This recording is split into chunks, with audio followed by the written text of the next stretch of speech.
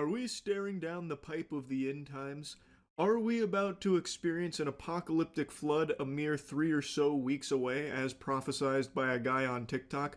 A chosen one, whom the Lord apparently dropped this patch note to with a little sneak peek, giving him a warning, and then also issuing him the noble task of building arcs to save as many as possible. On the surface, it might sound silly that a lot of people are genuinely questioning if this prophecy is going to come true, much like the last doomsday TikTok prediction.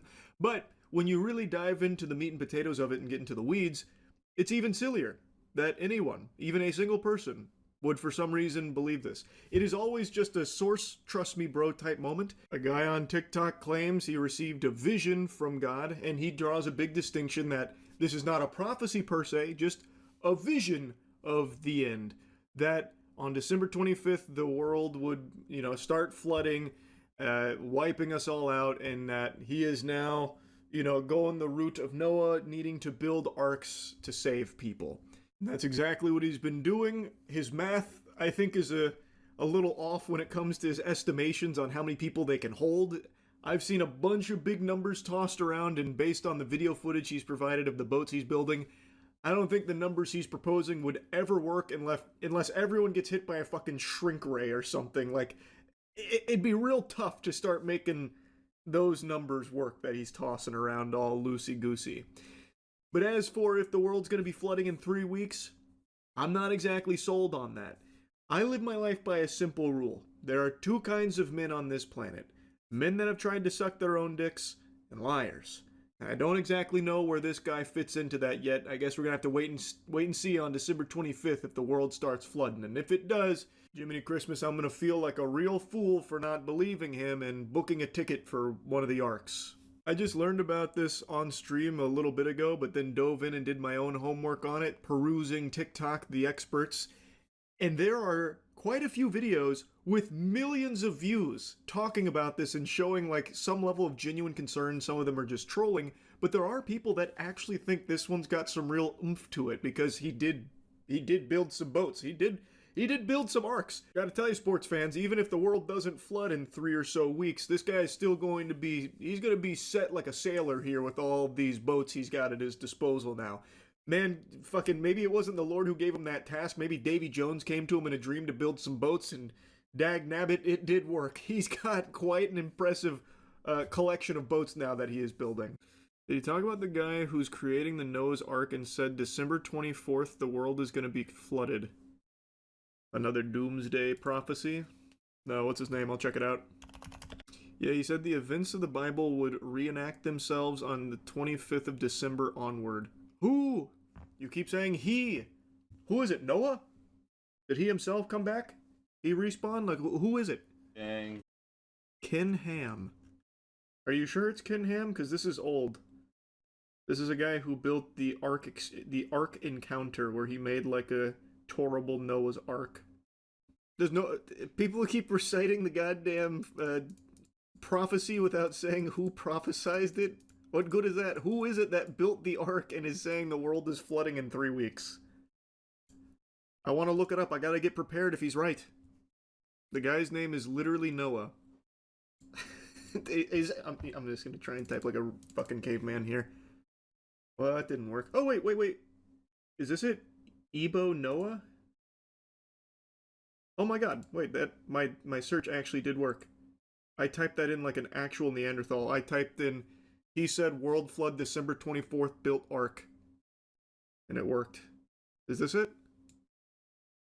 Ebo Noah sends warning to people ahead of the December 25th flood. Why does he have to God be black? revealed to him on flooding the earth and to make an arch to accommodate every living creature on earth in pairs, just like Noah did in the Bible.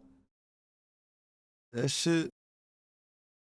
It looks The pretty small cool. ass Is boat. that big enough for every living creature on Earth in pairs?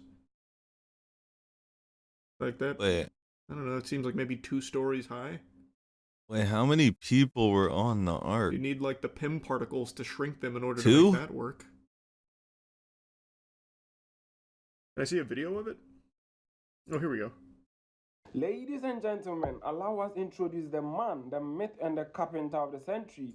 Noah, just Ghana's very own Noah II. According to him, a massive flood is coming on the 25th of December. And he's not just talking, the man has already constructed 8 arcs. He made 8? Wait, that's very impressive. Holy. I'm not exactly sold on the prophecy here. I don't know if he's necessarily Baba Vanga level, but his carpentry, it's pretty impressive. £250,000 in wood alone. Each ark can take 5,000 people, he said. 5,000 people where? And carry 600 million people. I have questions for Ebonoa. How and where is he getting the money to buy the wood for the arks? And then why is he wasting a lot of money knowing perfectly that this isn't true? Well, let's wait for 25th and see what happens. Man, this guy's got like a whole shipyard here. It's like when Luffy and the gang go to Water 7. Like, holy shit. He actually did build a lot of these bitches, huh? Very cool looking. I can tell you one thing, 5,000 people and every living creature on Earth in pairs ain't fitting on those. It's for only those who have a covenant with God. Oh, sword clashing sound effect there. Okay, I will never insult you. The number is 054155. Whoa, okay, wait a minute. Man's dropping his cell phone number there for a second. I just want to know about the prediction, brother. I'm not here to start no shit. I just want to know where the prediction's coming from is all. I'm gonna tell you, that's a lot of wood. I'm gonna tell you, probably not gonna get a whole lot of use out of the arcs. Is this the blueprint? Because it is not that big, I'll tell you that. God literally said he'd never flood the earth again. It's why he made the rainbow. Someone that actually read the Bible. You're right. But he also said no one would ever know when he was going to do it. No man would ever see it coming. I am curious if, this happens all the time now with, doomsday prophecies, and people do believe it. But I wonder in this case how many people actually think the world is flooding in 3 weeks. And if there's a lot of people right now booking flights to Ghana to get on his arcs. I'd be very interested to know. I can't imagine it's like a ton of people. But even just a handful would be fascinating. Maybe you're just trying to start a boat business and this is the hook. What a banger marketing scheme that would be. I had this dream about the world flooding, so I built these boats. Didn't flood. But now I'm selling these boats. You too can own your own ark. Why not just get some of the boats that already exist? No, what? Boats that already exist? Those aren't arcs, brother. Yes. What are you talking about? No. Seems like it's becoming even more common now for easy TikTok views to just start making doomsday predictions now because people will actually believe it for some reason. But I will say, those boats look pretty cool. Like they seem like high quality vessels. Don't know if they're going to get much of a workout when it comes to like a global flood or anything, but I bet they'd be a lot of fun to take out for a spin regardless. Anyway though, that's really about it. So, yeah.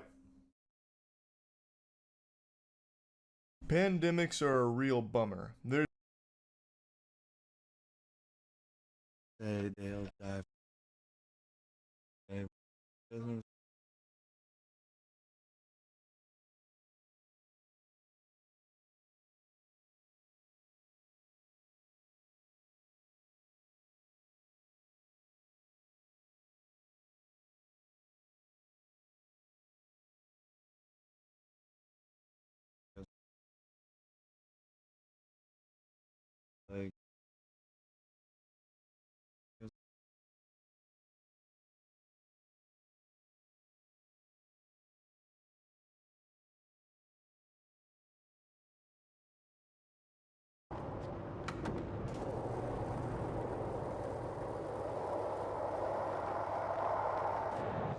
How the fuck did that fuck nigga just do that?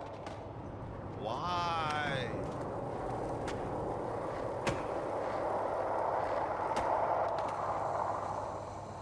Nah, bro. No. Fuck this nigga.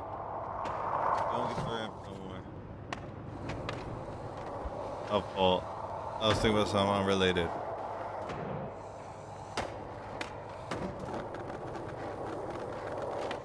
That was hella sneeze.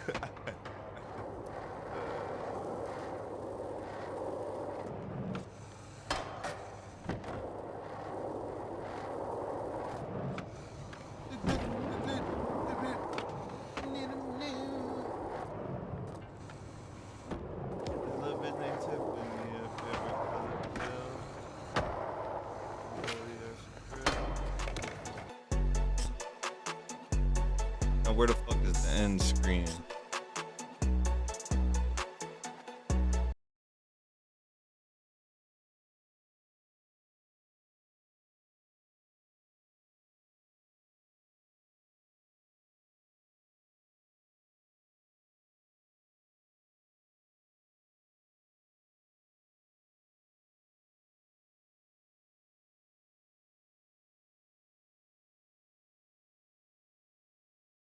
This the most expensive video to date by far. So make sure to watch the end to see how I broke my elbow and why I need elbow surgery. Let's get into it. Temu is giving me money. They saw the video where I was like, oh, well, look at all this fucking Chinese shit, you know? And they said, why don't we give this guy a budget? We think this guy is a great spokesperson for Temu. If you're familiar with how the purchasing streams go, I will pull up a random number generator and I am going to hit the random number generator. It's going to give me a random number. I'm going to go to that submission, click on that submission, do another random number generator, go to that submission, and then we pit the two products against each other and you guys vote. Let us get started. Ladies and gentlemen, $10,000 on Temu, the first two products.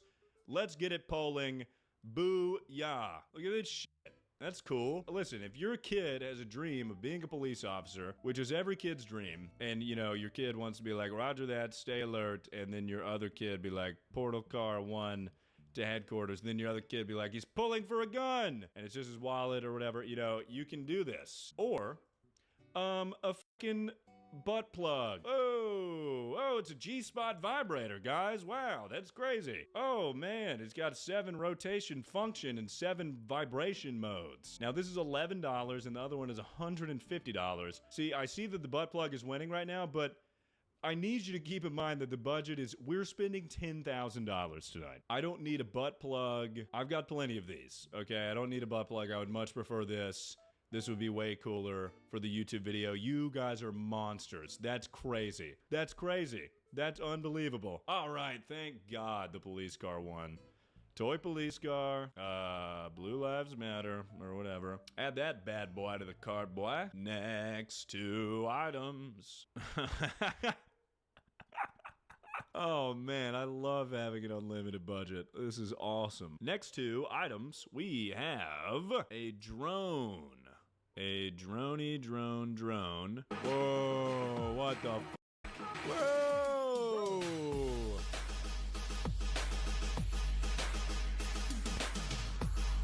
Oh! Yo, that's crazy. Or $284 gorilla costume. Yeah. Come on with me now.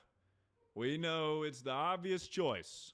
Okay, it's the obvious choice. Let's watch this one's video. Oh my God, it looks like a real gorilla. What's that song by Bruno Mars? He's like, f***ing each other like gorillas. And the gorilla wins. We are purchasing the gorilla, adding to the cart. Oh, if you guys want to impress the huzz or whatever, maybe pull up in a gorilla costume. All right, next 2 items. Oh my God. Dude, these items suck. They both suck. Let's just blow through this really quickly. Oh man, do we want like...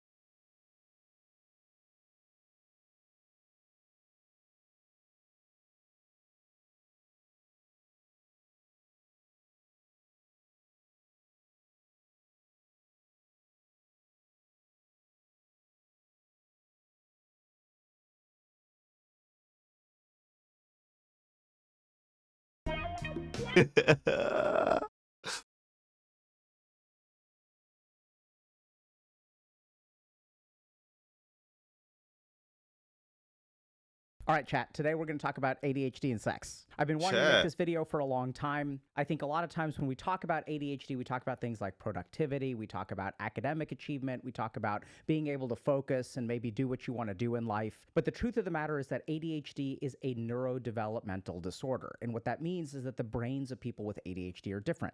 And if your brain is different, the way that you engage with any activity that involves your brain is going to be different.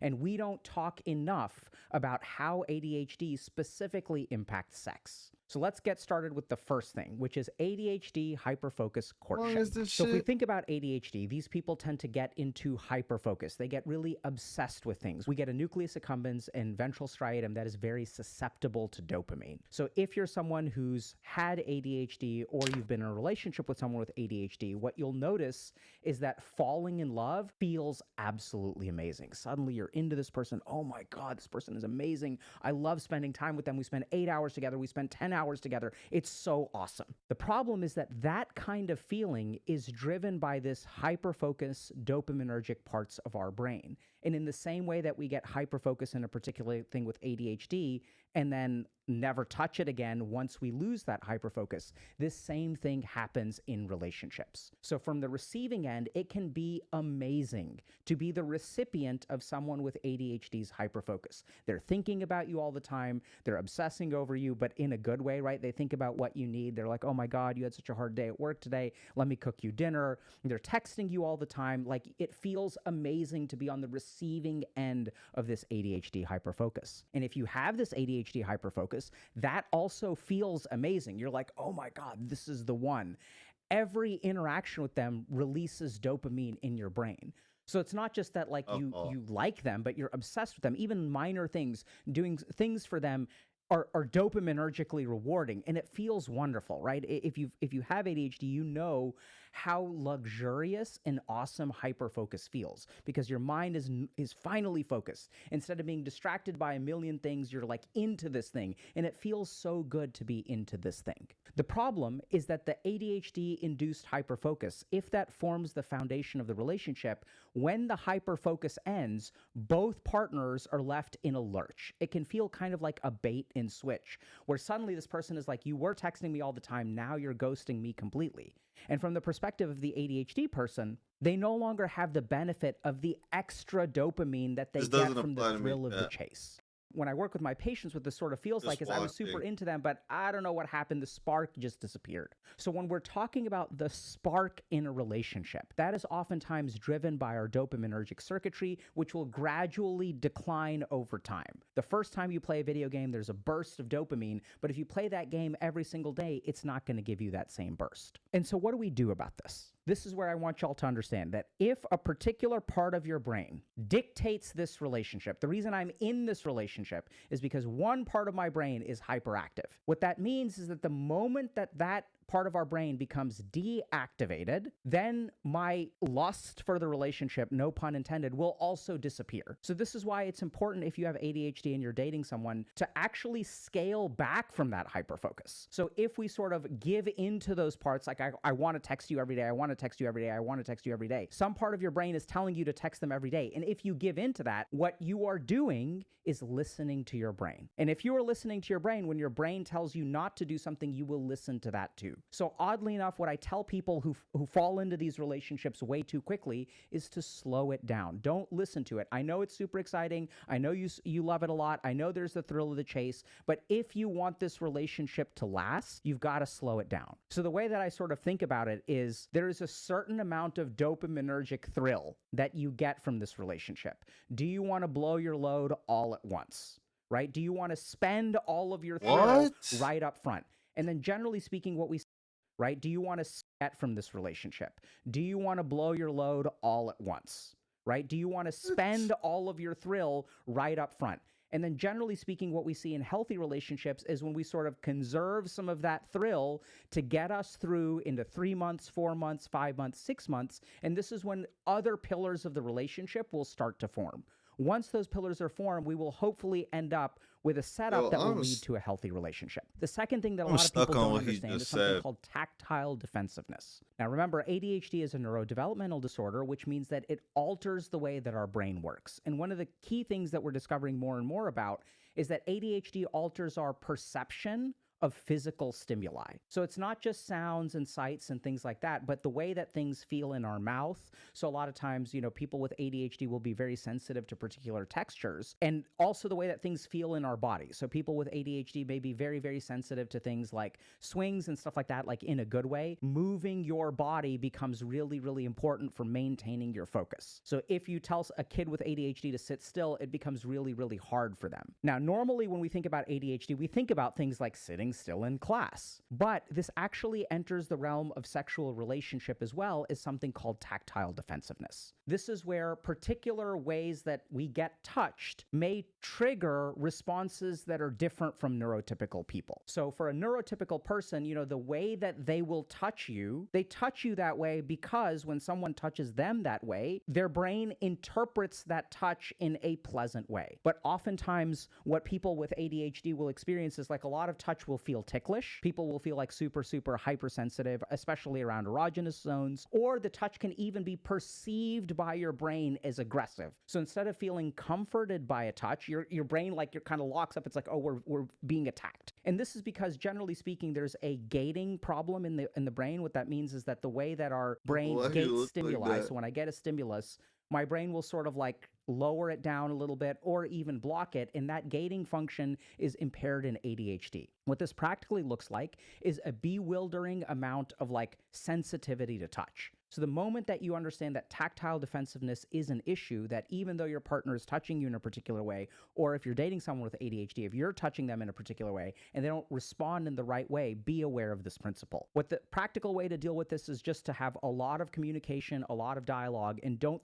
take things personally when there is a loving touch that is given that is not received in a loving way. Now, the third thing is incredibly fascinating. So if you're struggling to have sex in a relationship, if the intimacy in your relationship is gone, if there's sort of a dead bedroom syndrome and there's ADHD at play, this is true of non-ADHD as well, the culprit could be household chores. So this is what's wild, okay? So in a survey, 56% of people said that I would feel sexier if my ADHD partner helped me out more at home. The Pew Center did a research survey on American adults that basically found that the most important thing in a relationship is faithfulness. The second most important thing in a relationship is healthy, satisfying sexual activity. The third most important thing in a relationship is actually sharing household chores. This is more important than income, more important than looks. So all these like social media influencers out there who are telling you to be an alpha by like making more money and getting super sexy and going to the gym, that's actually not what the data shows. So I know this sounds really insane, but like I want y'all to think for a second about what you see on the internet. How much of what you see on the internet is based on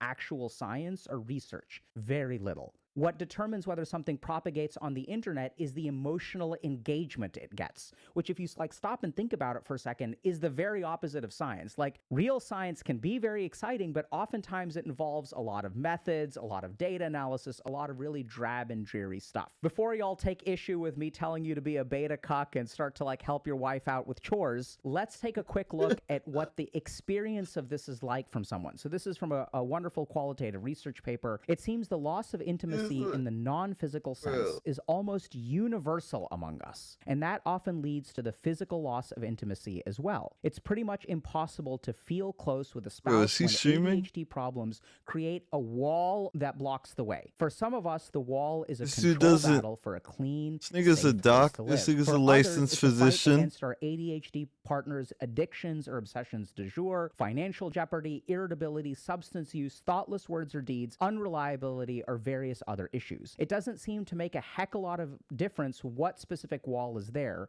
A wall defeats intimacy every time. Now, what does this mean? Practically, what's going on is if we look at the way in which intimacy forms, in order to become aroused, we need activation of the parasympathetic nervous system. The parasympathetic nervous system is our rest and relaxation kind of system. So oftentimes when I'm working with patients who have newborns and they kind of have dead bedroom and they have young kids, not just newborns, but 3-year-olds, 4-year-olds, 5-year-olds, 7-year-olds, the rate of sexual activity declines. Now, why is that? This is really because of the physiology of sex. So You didn't we want to tend say have it. sex You when didn't- we have Wait. only because of the rate of sexual activity declines. Now, why 8-year-olds, 4-year-olds, 5-year-olds, 7-year-olds, the rate of sexual You activity wouldn't say declines. it. Now, why is that? This is really because of the physiology of sex. So we tend to have sex when we have a lot of like relaxation. We feel pretty good. Like if you're well rested, you're on vacation. If you're exhausted, what happens when you get into bed? You hit the bed, you don't feel like having sex, you kind of pass out, especially if you're a woman. And this is where there are some biological differences. So if we sort of think about the cost of sex for a man, it's like 3 to 8 minutes of pleasure. And then like tomorrow rolls around, my energy level is totally the same. But from a biological perspective, what is the cost of a sexual act for a woman?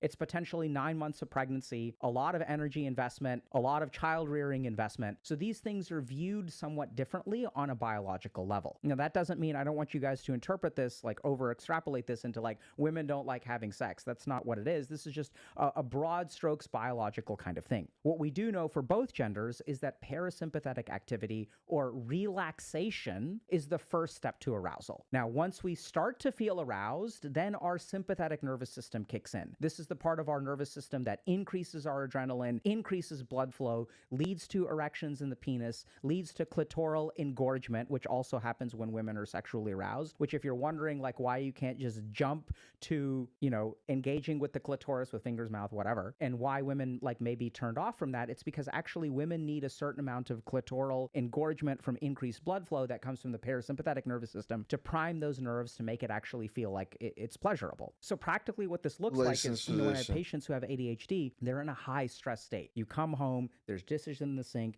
the trash is overflowing, we've got to pay these bills, we've got to pick up this thing, your kid needs this kind of birthday gift. So there's just so much overwhelming work. And by the way, 96% of people who are in relationships with people with ADHD also feel like their partner is a burden to them in some way. And 92% of people in relationships with people with ADHD also feel like they have to compensate for the lack of organizational contributions from their partner. So what this practically means is that if your house is a mess, if your shit isn't taken care of, you will be in a high stress state. Once you're in a high stress state, the circuitry that makes you aroused gets disabled. And this is why it's crazy, but like the most arousing thing you can do for your girlfriend or wife is actually housework, and there's a physiological chain for that. The problem is in today's world, everyone's like, oh yeah, I ain't gonna do housework, like I ain't gonna be a beta cock. We have these very traditional gender roles, and if that's the kind of relationship you want and your partner sort of wants that, and by the way, that relationship also works because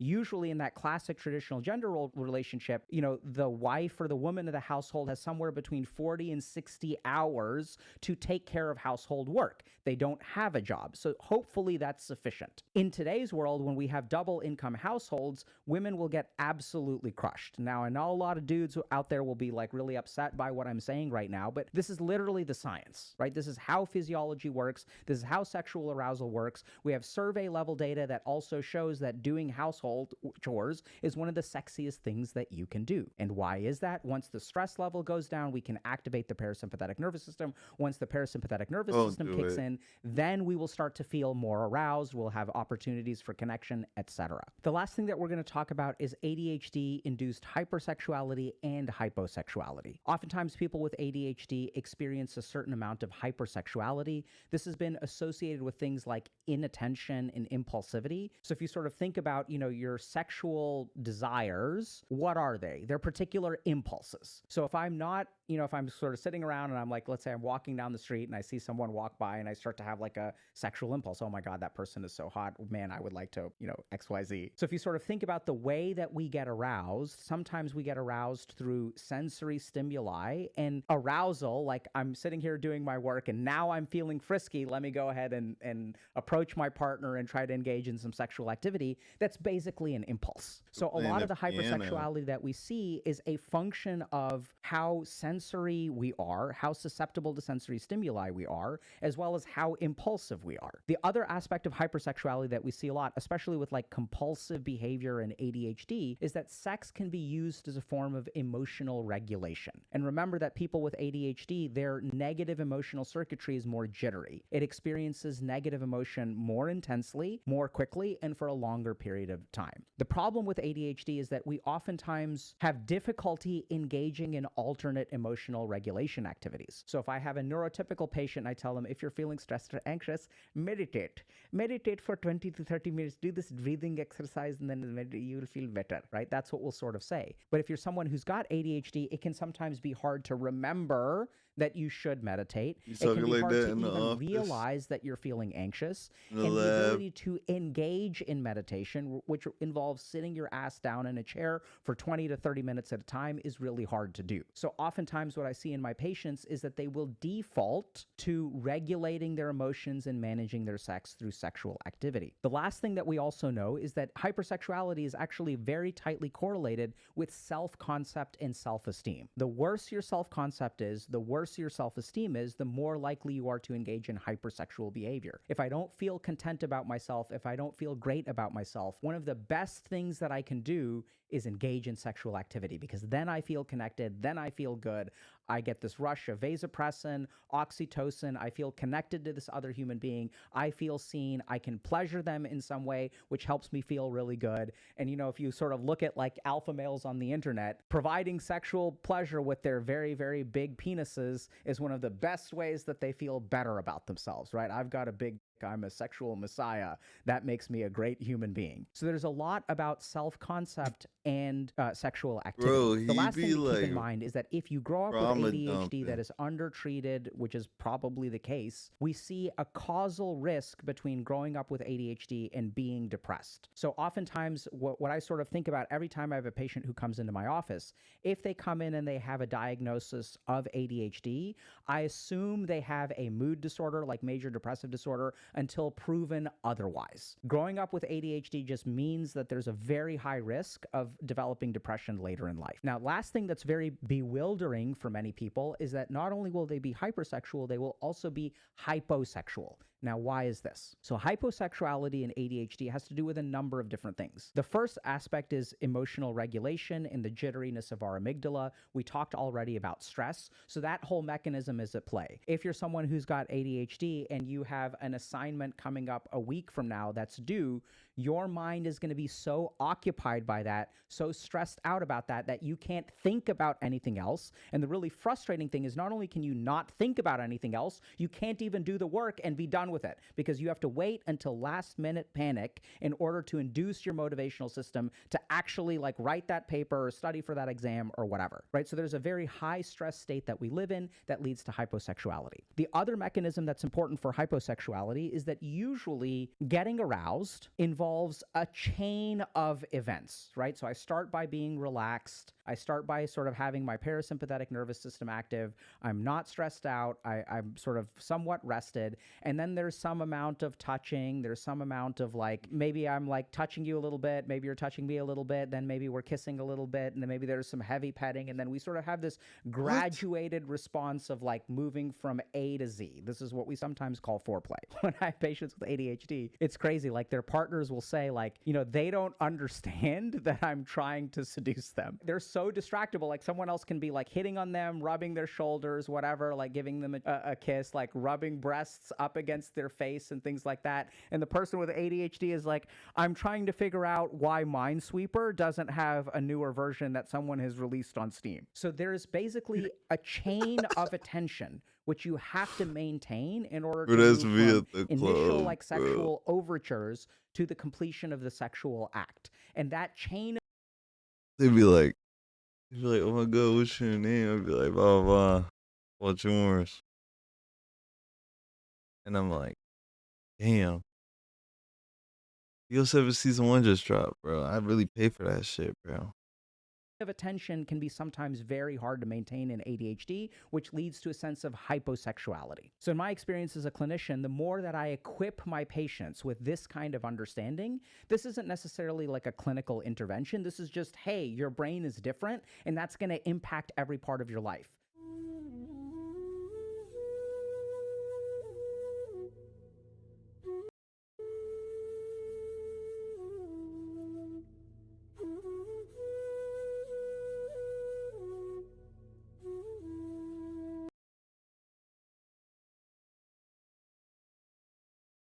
he does stream.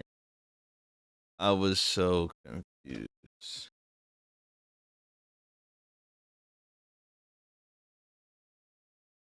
Man, it's hard to be a dude on the internet nowadays. So many of us are lonely, sexually frustrated, and disrespected because we can't find a girlfriend or can't get laid. And so we try so hard to find a girlfriend because we look at our lives. Bro, I was like, who is we? But I read the title We're again. sad, we're lonely, we're sexually frustrated, and we see these other people Bro, I still don't see who are it. surrounded by beautiful women in beautiful places, having lots of fun or sexy, amazing, and we want that too. We see all the smiles, we see all the sexiness, and we think to ourselves, that life is way better than mine. And the way for me to go from here, sad, lonely, sexually frustrated, to there is to get a girlfriend. But it's not only dudes that tell us this, it's also women, usually on places like Instagram, who are relatively I thought he was going to say a yacht. attractive, trying to make it as an influencer, and they're more than happy to shit on us when we do not fit that mold. And this is what you may say, but that's just on the internet. The real world is a different place. Unfortunately, we live in a society that values a man based on their ability to engage in romantic relationships, right? A dude who, like myself, I'm not trying to flex here, but I'm 42 years old. I'm hopefully happily married, and I've got 2 kids. And when people look at me, they think I'm normal. Yep, Dr. Kanosia. Oh my God, that needs to be edited out. Unfortunately, the real world treats men who are single like, if you're a virgin, you don't have a girlfriend, you're not married, and you're 25, 30, 35, 40, people are going to start treating you like a creep, even if you just walk across the street and you watch some kids playing because it reminds you of the joy of your childhood. Someone's going to call the cops because they think you're a pedophile, right? Single dude who's 42, labeled a pedophile, whether you are or not. Unfortunately, we live in a world that places your status, your worth as a man, based on the kinds of women that you can surround yourself with. And this is something that I was shocked to discover in my own life. So when I got married in my first year of medical school. And then like this really hit when I was in residency. And like, you know, I was in the hospital. I had a ring on my finger, and I had kids even, and like people, like the women, the nurses especially, but also some of the doctors in the hospital started treating me really differently. I got all kinds of female attention. And at first I was like, okay, maybe they're just being friendly, which I think is absolutely the case, right? So I think that when I would bring my 1-year-old daughter to work and all of the nurses who were predominantly women were gushing over my daughter, you know, it's so awkward. Like if you're a dude, if you're a male nurse and there's a male doctor and the male doctor brings in their 1-year-old kid, are you allowed to be overjoyed, start cooing and awing, oh, can I hold him? Aren't you precious? Aren't you adorable? Which is what's really scary is like, I feel that way when I see a 1-year-old. I just love all kids now. Like ever since I've had my own kids, I appreciate kids. Kids are just so damn cute. And it reminds me of when my kids were 1-year-old. But you can't do that as a dude. As I started demonstrating to other women that maybe I was safe, I noticed that their attention towards me changed. They started touching me more. And I do think that some of that was not necessarily romantic or sexual in nature. I think they just genuinely thought like, okay, here is a good guy, right? Here is a safe guy. Because a lot of women have terrible experiences with sexual predation, assault, etc., unsolicited pics from men. So one of the ways that I think a lot of women feel like a guy is safe is if he is happily married and has kids, or has a stable girlfriend and has kids, or has a boyfriend and has kids. That shows that this person is safe. This nigga's so a lot of the ways that we get judged as men, are we safe or creeps, depends on our status with women. And we live in this weird paradoxical society where women basically get shamed for the number of sexual partners they have, and men get shamed for the lack of sexual partners they have. And so what's really scary about this is, as we sort of are living in this world where if you're a dude, you are going to be judged based on your capacity to find a partner, because a partner indicates a certain degree of safety and normality. And so as we strive for this, right, as we are judged for being virgins, being losers, being creeps, we look for answers. And this is where social media offers a ton. Be a high value man. Be over 6 feet tall, make $100,000 a year, be in the top 10%, be in the top 15%, and then women will flock to you. This is not just about dealing with loneliness and sexual frustration. This is about being seen as a human, not a cretin, not a creep, not a pedophile. This is what you need to do. This is what I want y'all to understand. If you cannot become 6 feet, if you cannot make $100,000 a year, if you can't have a big, if you are not able to have these things, you will not be able to find a girlfriend. And if you cannot find a girlfriend, people in the world will not treat you as a human. They will treat you as a predator. So it's not just that I'm seeing this in my personal life. This is something, unfortunately, we've been seeing way more in our coaching program, where people are coming to us with this situation of like, I'm single, I'm alone, I have a lot of negative emotions, I don't know how to get started, I'm dealing with a lot of rejection, there's a lot of technology addiction. And we've had a ton of experience of helping people like this. So finding a girlfriend for men is not an issue of relieving sexual frustration. It is an issue of being accepted by society. But the problem is that this formula doesn't work. There are plenty of men out there that have done what they're supposed to do, including being born with good genetics and being over 6 feet tall in adulthood. They've done what they're supposed to do, and yet they wake up one day and they find that this is not enough. And then some people have sort of figured this out, right? So we have a clip like this where someone says, okay, what's missing is effort, right? You need to put in more effort. But that too kind of rubs me the wrong way, because most of the men that I work with who are single, virgins, and or had a single traumatic relationship a few years ago, but have been single since then, they're not a virgin anymore. Most of these people are putting in a ton of effort. Like, this is what blows my mind, is I think most of the people who are single in the world today are putting in way more effort than people who are partnered. And we see this all the time with like people talking about their dependent partners, right? These women who are dating man children who won't even like clean the dishes or expect their girlfriend to cook for them, clean for them, pay the bills, and be sexually available to them whenever they feel like it. I think actually the single people are working way harder than the partnered people. So the question is, okay, like, what do we do about this, right? So if you're someone who is struggling to find a girlfriend, if you are seen as less than human because you can't find an appropriate partner, as in like that would fix the problem, not as in I do that. I don't do that. if you don't have that badge of I'm a normal human, I'm a safe person to be around, how do you handle this? And this is where we can look at some of the success stories. So granted, this is Twitter and someone is just simply asking, you know, how did you meet your other half? For people who are actually in relationships, how did y'all actually meet? And we see that my wife dialed the wrong number, and I can't remember why we agreed to meet the next day, but 27 years and 3 kids later, still going strong. I literally manifested this relationship. I walked into a random mall in Baltimore City and said to myself, I might just meet the love of my life.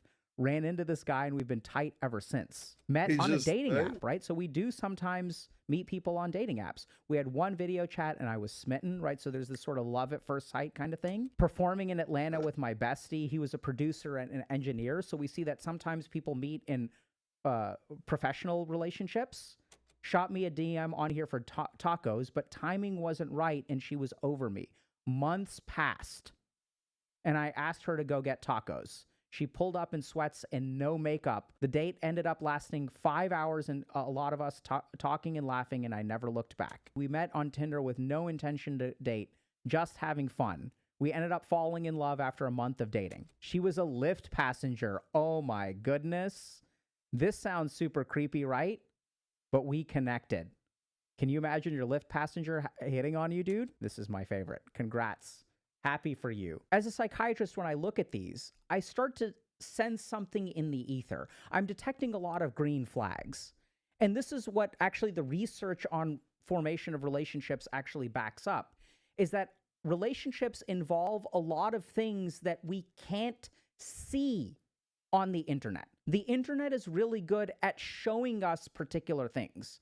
An internet can show us attractiveness, but can not show us genuineness.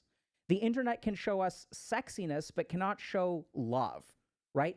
The internet can show symbols of romance, like fancy flowers or an extravagant gift, but can't show like respect.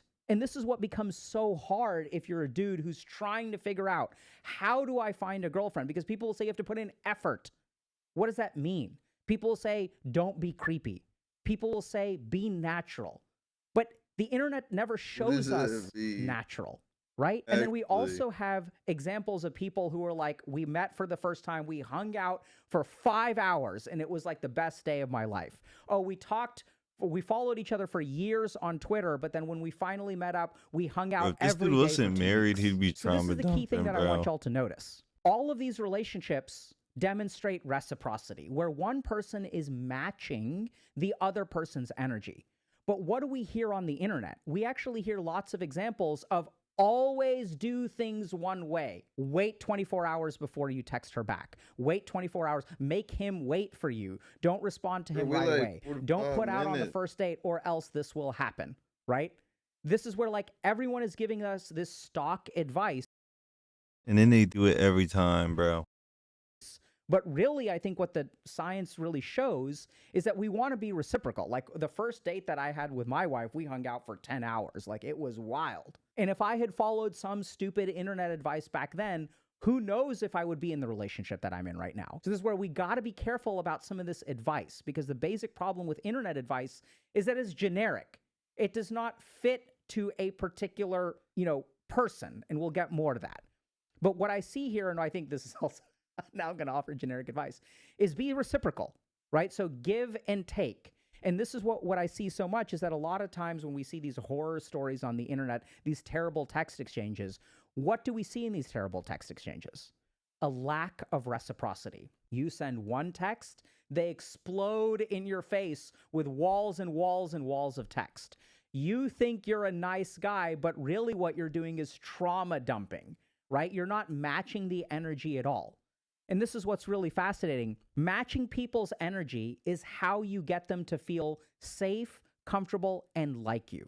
And I'll give y'all a beautiful example of this. One time when I was a second-year resident working overnight in the emergency room at the Massachusetts General Hospital and Harvard Medical School, I sat with a patient and I wasn't sure if they were a patient with depression with psychotic features. So sometimes depression can get so bad where the negative self-talk can literally turn into auditory hallucinations. It is a voice telling you, you hear it in an auditory way, all of these negative self-thoughts, which actually turn into like literally auditory hallucinations. Or whether this person has something called schizoaffective disorder with depressed mood. So in schizoaffective disorder, this is basically someone who has a primary diagnosis of schizophrenia. So this is a diagnosis that's characterized by delusions, paranoia, auditory hallucinations, right? This is what we call psychosis. But then they get depressed on top of that. So the problem is that both patients are both depressed and hallucinating. So how can you tell which one comes first? Is this hallucination a result of the depression, or is this depression layered on top of the hallucination? So I went to my attending, and my attending asked me a brilliant question. They asked me, imagine you're on a subway, and the subway is full, this person is sitting down on the subway, and there's one seat open, only one seat open next to this person. You feel like sitting down. Your legs are tired. Would you sit down next to them? If the answer is yes, they have depression with psychotic features. If the answer is no, they have schizoaffective disorder with depressed mood. Okay, so this is what they explained to me, and I was like, I would not sit down next to this person. They just feel creepy. And here's what happens in schizophrenia. In schizophrenia or schizoaffective disorder, it doesn't just create paranoia or delusions, it also severely interferes with our affective or emotional circuitry. These people have something called blunted affect. So they won't smile super big, they won't cry very loud, they just have a very neutral expression. And I don't know if this kind of makes sense, but if I like right now when I'm talking to y'all, hopefully y'all are engaged, but if I start going like this, like, how would you feel about me? Would you want to date me? I love you so much. I want to spend the rest of my life with you. I really can't wait to kiss you and touch you in all of the places that you like. Creepy. Like even when I do it, I'm laughing a little bit on the inside, so that's a little bit less creepy. But do y'all see how when someone has a blunted affect, they can't be reciprocal? And what I see so much on the internet is a lack of being reciprocal. So either we overinvest and chase people too much, Or they will ask a question that is relatively genuine and we respond to it with a profound amount of anger. The second thing is that relationships need to be organic. Now, this is also really hard because if I tell you, oh my God, successful relationships are organic, your first question is going to be, how the hell do I be organic? Because people will tell you on the internet, be natural, be organic, be loose. What does that mean? So this is something where we can dive into it. This is so cool, okay? So what does not being natural look like? And this is where, from like a psychiatric perspective, the more that you bring into the relationship or interaction, because these aren't even relationships yet, the less organic it will be. So if I show up on a first date, but I have a ton of emotional baggage, if I've been going down the social media rabbit hole and I think all women are bitches, and I'm just itching, I have all these thoughts in my head, and I am projecting all of what I've seen onto the internet onto an actual human being, that relationship will not be natural. That will not be organic. What does natural mean? Natural means that I offer something and you give something in return. There is a natural, reciprocal, organic exchange. What makes these exchanges hard? When you have a lot of stuff in your head that you are layering on to this person's actions. When this person doesn't respond to your texts in time, they don't respond to you for 24 hours, that means they're playing hard to get. That means they're texting other people. Do you see how you can inject a lot of meaning into benign interactions? Whereas if you wipe all of that stuff out of your mind and then you sort of receive what this person offers without a filter, that is what becomes a natural interaction. So basically, a natural interaction is like, I send one tennis ball over to your side of the court, you send one tennis ball back. But what we tend to find is I send one tennis ball, you read into it way too much, and then you send 15 tennis balls back. And we've seen this time and time and time again. Now, this is really hard because in our current society, as we spend a lot of time on dating sites and things like that, dating apps, we will build up so much resentment that the only place it has to go out is to be projected on the poor, unlucky person who happened to match with you. The opposite is also true, and if y'all are using dating apps, you've probably seen this, where you are the poor, unlucky recipient of this person's overwhelming projection and emotional baggage. The other really scary piece of evidence, I mean, this isn't really evidence, this is anecdotal based on my clinical practice that I've seen, is I've seen healthy relationships get injected with social media-based ideas. I've worked with women whose husbands have started, following particular alpha male red pill kind of influencers. It's drastically changed the way that they behave in their interactions with their wife. This is, in some cases, tragic cases led to divorce. And I'm scared to say that this is happening at an increasing frequency. And it's not just this happening to men. I've also had a fair number of dudes. These are actually more personal relationships whose wives, these are actually married men, have started going down social media rabbit holes around particular ideas of what women are entitled to and things like that. And they actually had a healthy relationship with 2 kids. And then their wife starts to get all of these ideas about like, oh, I shouldn't be working and I should do this. And like, you should be taking care of me. And like, you should be doing the diapers. And you should be working, and you should be helping me clean the house. And like they go down this rabbit hole, and then suddenly their natural organic interactions, which have been present for 15 years, get injected with this other layer of stuff. And that will actually lead them to divorce too. I've seen it way too often. So now the question is, okay, so if we want to be reciprocal and we want to be organic, we want to be natural, how do we actually do that? Right? How do we come across as not creepy, especially because we're going to be judged for being single in the first place? 2 major things that I'm going to share with y'all. The first is we have to work with anger. So this is what's really interesting. A lot of people will wonder, why are men so angry all the time, right? We look at men, we're like, oh, men are so angry. Men are so angry. They need to do something with their anger. Like, that's bad. Men are angry. Anger is predators. Like, men are predators. Men are angry. And it's okay to feel your emotions, right? Men should express their emotions, except for anger. That one's off the table. No, if you express anger, you become a predator. So why are men so angry? So we have to understand what the evolutionary purpose of our emotions is. When human beings in general, when things aren't going well for us and we need help, The primary emotion that we experience is sadness. No, it sounds kind of weird, but let's think about sadness. Sadness is the most visible emotion, right? It is something that you can see when someone's crying. You can see it from far away. You can hear it. It's loud. Their nose is blubbering. Their tears are going. Like, you can tell when someone is crying. So if we look at sadness, sadness is an emotion that is designed evolutionary to recruit aid from outside of you. Oh yeah, I'm sad, I'm crying, my boyfriend or girlfriend just dumped me. And what happens? Hopefully your friends show up and they're like, okay, like bro, okay girl, like let's go out, like let's take care of you. It's gonna be okay. It's a signal for help. Unfortunately, we live in a world where if you're a dude and you cry, unless you are a superhero who is shedding a calculated amount of tears and then takes action into your own hands, sadness is not really acceptable. A lot of men, a tragic number of men that I've worked with, when they express sadness, and it's okay to cry once, like, oh my God, he's crying, he's so sensitive. But try crying every day for 6 months. Like, see how people treat you then. And so if the signal that we send out to get help, hey, I'm crying because I'm lonely, I'm a loser, I'm a virgin. I feel so lonely and I don't. What is the world's response? Bruh, you're not entitled to shit, bruh. Come on, bruh. What, you expect women to solve this problem for you too? We're expected to do your dishes, wipe your ass, take care of your kids, and you want our help in getting laid? You're not entitled to shit, bro. I'm not saying that that's right or wrong. I'm simply pointing out this is the common experience that people go through today. And so if sadness doesn't work, then what is the human brain left with? So we turn to another emotion, anger. Anger is the emotion that prompts action, right? When we feel sad, we literally feel like doing nothing.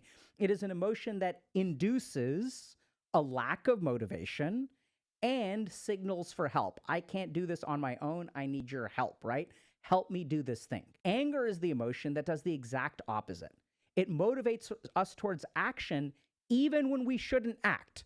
So when someone gets really pissed, what do your friends usually, oh, calm down, bro. Don't go into that office. Don't start yelling at your professor. Don't start yelling at your boss. Don't break up with her yet, bro. Like take a deep breath. Don't act. Like calm down and then act. Anger induces action. And so what we see, Don't break up with her yet, bro. I've never heard that shit yet.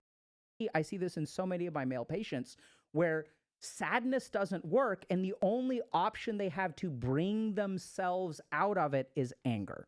Because when we get angry, then we don't care how many people we're up against. Anger is the one emotion that allows us to face all kinds of odds and act anyway. So until we allow men to feel sad or be sad, we're going to end up with men who are incredibly angry. Now, why does this matter for you? Because if you are engaging with a woman or a man, whatever, and you're trying to engage in a relationship, if you have a certain amount of sadness that has been transmuted to anger and you are coming to this relationship with a lot of anger, reciprocity is going to be incredibly difficult, if not impossible. Right? Because they send you something, you have so much suppressed anger that kind of comes out. So you must deal with this anger by, first of all, asking yourself what you're really sad about and sitting with that some. We've got a lot of resources around emotional regulation and stuff like that. Y'all should check out. We have a whole series of lectures about it. Definitely check that out. Second thing is about being natural. So the more that we project into the relationship, the less that we treat this person like a person, and the more that we treat them like a representative, an embodiment of the ideas that social media teaches us, the harder of a time we're going to have. Because we're not responding to a human being. We are responding to a projection of a human being. Now, we're going to talk for a second, if you guys want to understand how do I deal with that, Dr. K, we have to understand projection. So if you look at a lot of the alpha male red pill kind of people, what they'll say is that, you know, women are transactional. They're just looking for this. They're looking for the most high value male, right? Women are like basically incapable of like real love.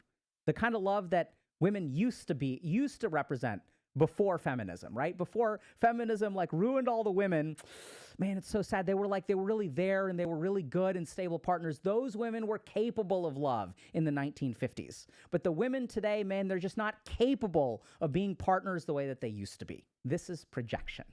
So let's understand how projection works. Projection is when I have a feeling that I do not like and is too much for me to hold. I'm going to take that feeling and I'm going to project it out and I'm going to put it on you.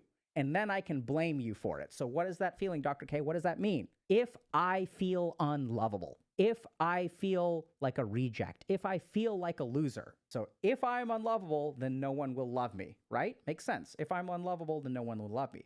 But that's really hard to sit with, this core idea that I am unlovable. Oh my God, it's so psychologically painful. So instead what I do, I take my unlovability and then I say, you are not capable of love. You see what I did there? Little bait and switch?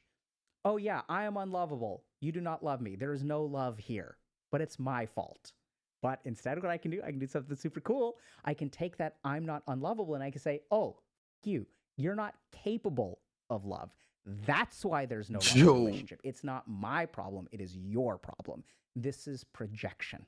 And what I found in literally 100% of the red pillars that I have worked with is a traumatic experience around love where they feel fundamentally unlovable at the end of that experience. They get left for somebody else. Oh yeah, I'm not capable of being, I'm unlovable because she left me for someone else. So common. I'm talking about 100%. Clinical practice, right? So anecdotal. So just my practice, maybe there's a selection bias, but I see this in 100% of red pillars that I've worked with. So if you want to start to be natural, if you want to start to not inject this kind of stuff, you need to look at all of the things that you see that are problematic in women and try to think about, okay, this person is a bitch, this person just wants money, and then start to ask yourself, am I a little bit of an asshole? Am I afraid? Holy crap, the number of men who say yes to this question when they end up in my office. Am I afraid that I won't be able to make enough money? Oh my God, the answer to that question is yes. And if they're afraid that they won't be able to live up to expectations, they're going to project that out. So if you're a dude who's struggling to find a girlfriend, things are way more complicated. And I'm sorry to say that you guys probably know this. It's not as simple as 6 feet, 100K, and a big dick, which, by the way, a big dick isn't nearly as important as we think it is. I don't think you know how big 12 inches is. Instead, focus on reciprocity and being natural.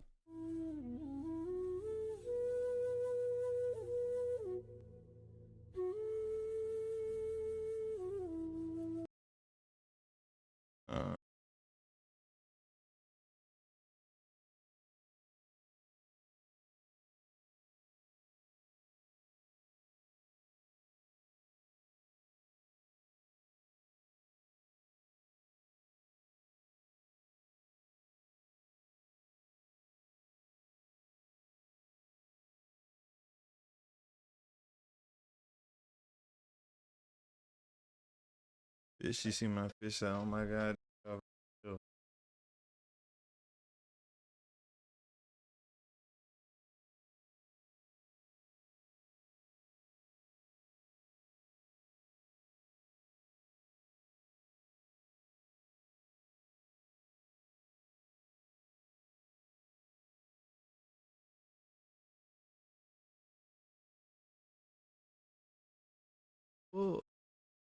oh.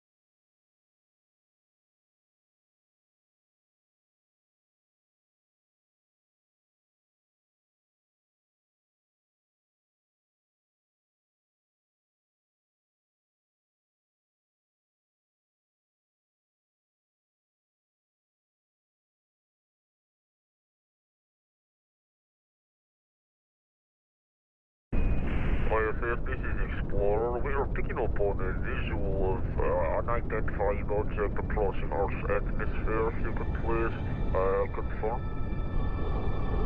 Houston, this is ISS.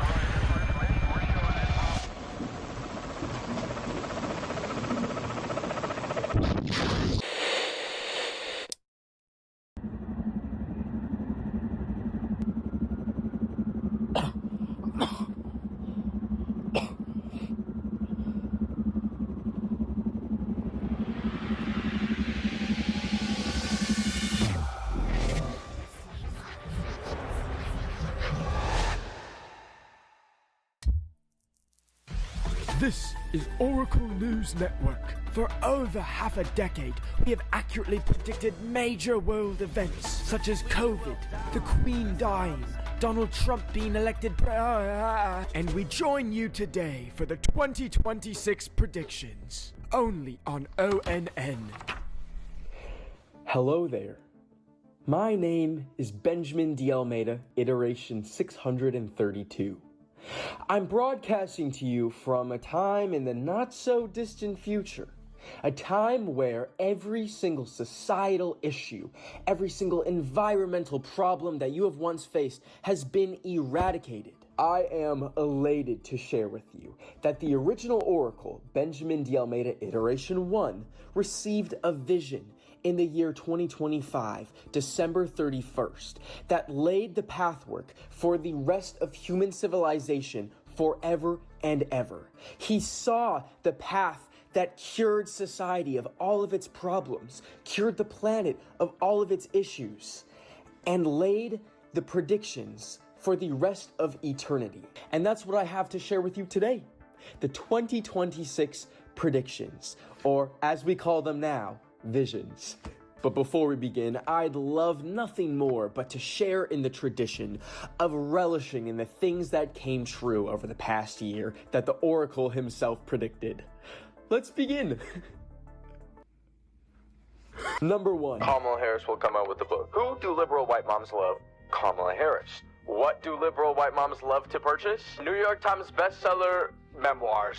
I would have thought it'd be unheard of for a political candidate to capitalize off of their failed election campaign with something as trivial as a book, but it happened. Number 2. A major fast food chain will have to shut down from a food poisoning incident.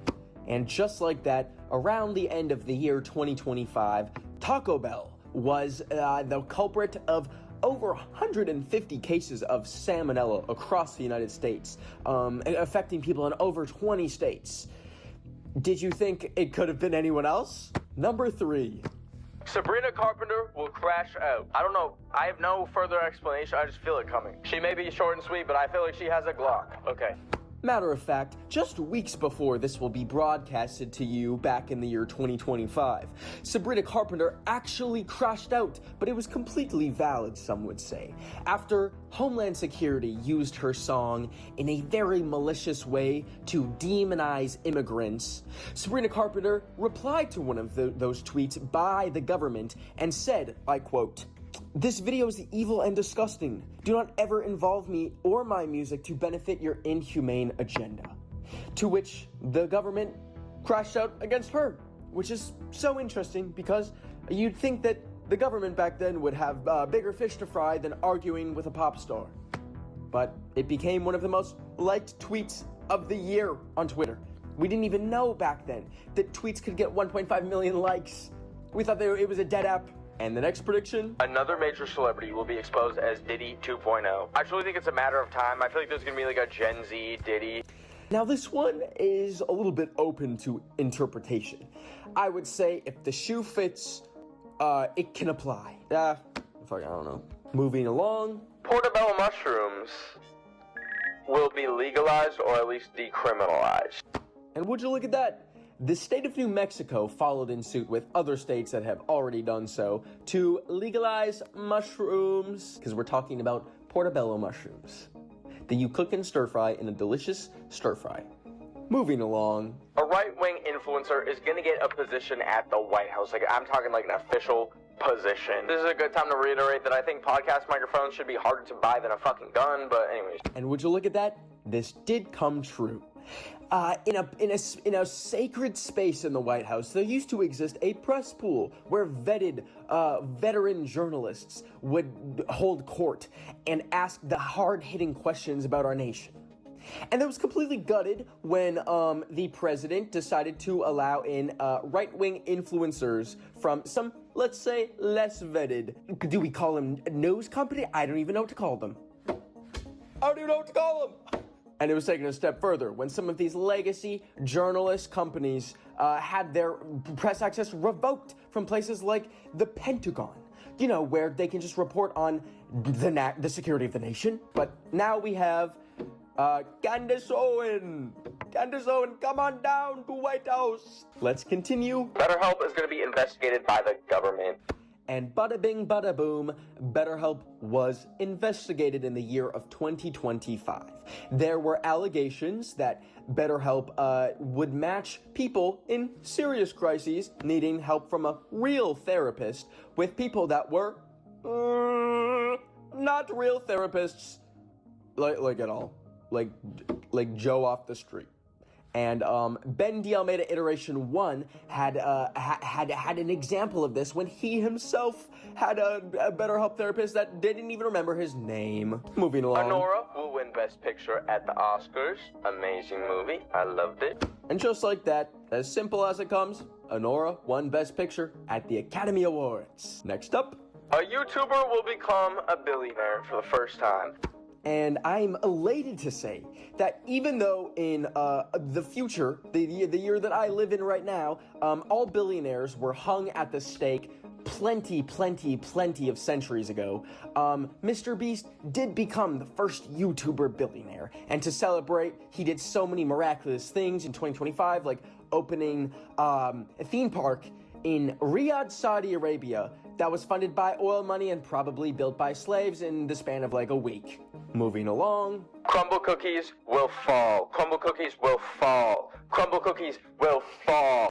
Now, although Crumble Cookies did not fall completely, their fall has begun. Crumble Cookies themselves reported multiple stores closing due to their rapid expansion, but very quick fall off.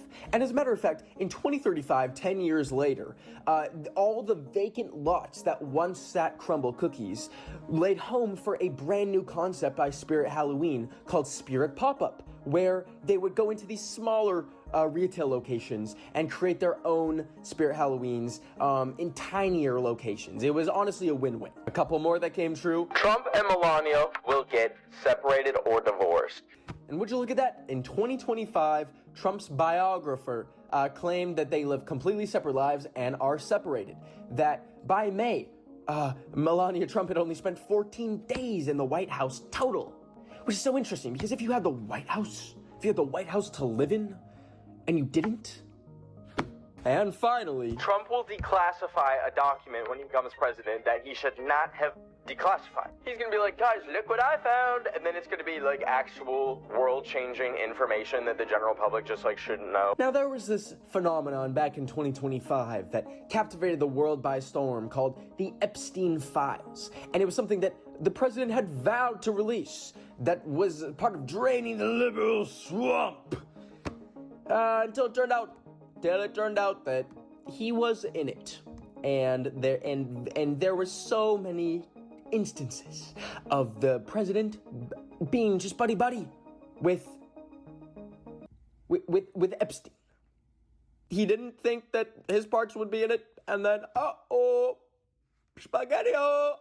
How did you guys live like that back in 2025? How were you just... Do you realize how fucking crazy of a time you were living through back then? I mean, we've got everything figured out. We were able to, like, eradicate AI and, like, fucking class warfare and all that, but you guys... Oh, my God. Thank God I don't have to live through that shit again.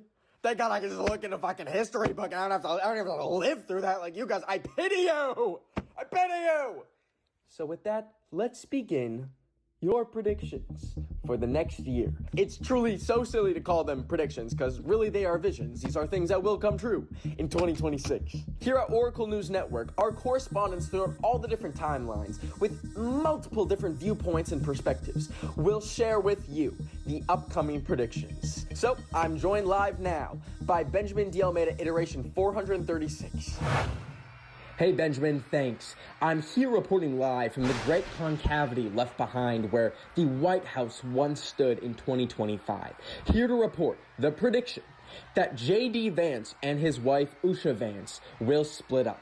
It's been a rocky pairing for the two, and they've been caught not wearing their fucking wedding rings, which is always a great sign. With married couples. And also, in 2026, the first remnants of a class war will begin in the United States. It's been bubbling for a while. Why is going to the grocery store $3,000, even if it's Dollar General? And that can't last forever. The system will break, and it will break in 2026. And listen, that's just the start of it. Out here in 2065, we are fighting for our lives right now. Thank you, Benjamin D. Almeida, iteration 436. Now, let's take it away to Benjamin D. Almeida, iteration 229. Hello, thank you, Benjamin. I am currently reporting to you outside Sam Altman's former residence, the CEO of OpenAI. And